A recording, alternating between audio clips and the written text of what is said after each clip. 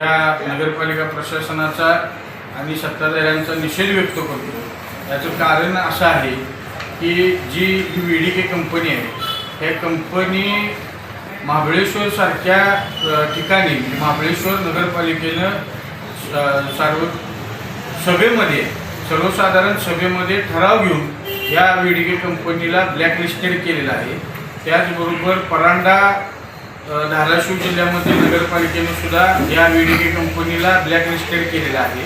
तसेच महाराष्ट्रातील अनेक ठिकाणी ही कंपनी ब्लॅकलिस्टेड असताना या स्वच्छता ठेक्यामध्ये जवळपास 9 कंपन्यांनी सहभाग घेतला असताना या प्रशासनाला आणि सत्ताधाऱ्यांना या VDKचा पुळका का यावा असा सवाल आपल्या माध्यमातून मी त्यांना विचारतोय। कारण या VDK कंपनीची प्रशासकीय काळात त्यांनी काम करताना शहरात काम करण्याची पद्धत अत्यंत चुकीच्या पद्धतीची होती। कर्मचाऱ्यांच्या अनेक तक्रारी त्यावेळच्या संबंधित सर्व लोकप्रतिनिधींच्याकडे येत होत्या, कारण यामध्ये कर्मचारी जे काम करतात ते सगळे स्थानिक पातळीवरचे आपल्या वरुणेश्वर शहरातलेच कर्मचारी आहेत।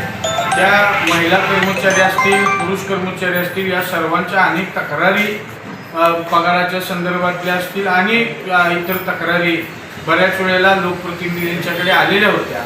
तरीसुद्धा सगळ्या तक्रारींना डावलून ही कंपनी ब्लॅकलिस्टेड असताना कशासाठी याच कंपनीची शिफारस आपण करत आहात असा नागरिकांच्या मधून सुद्धा सवाल उठत आहे।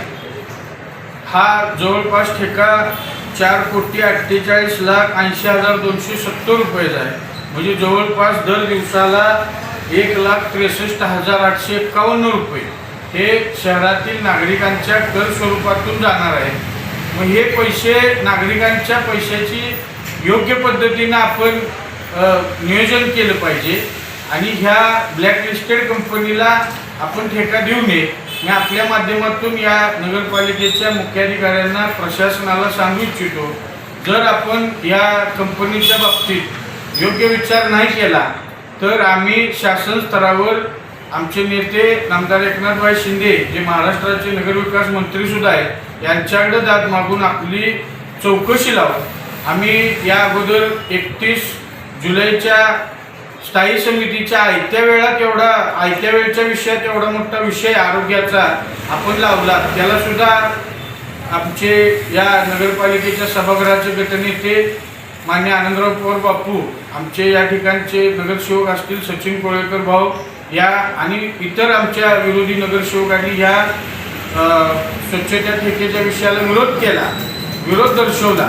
त्या ठिकाणी आम्ही मान्य नगराध्यक्षांना पत्र दिले, त्यानंतर आम्ही मान्य जिल्हाधिकारी सांगली यांना सुद्धा हा ठेका रद्द व्हावा संबंधित विषयासंदर्भात सगळी माहिती दिली। त्यांनाही आम्ही निवेदन जिल्हाधिकाऱ्यांना दिलेलं आहे। याच विषयावर आम्ही लवकरच मान्य नगरविकास मंत्र्यांना सुद्धा निवेदन देणार आहे।